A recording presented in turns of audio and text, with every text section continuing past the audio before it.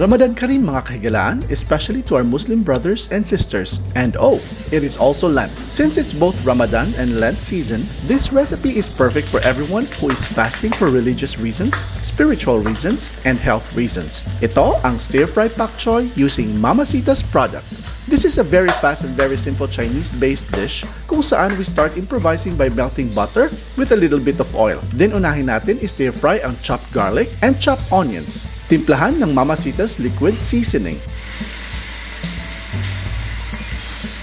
Then, Mama Sita's oyster sauce.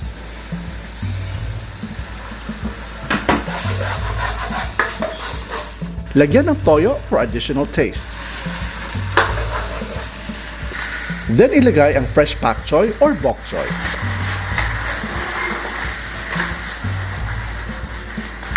At takpan ng 30 seconds. After 30 seconds, lagyan ng crispy fried garlic and then mix for about a minute.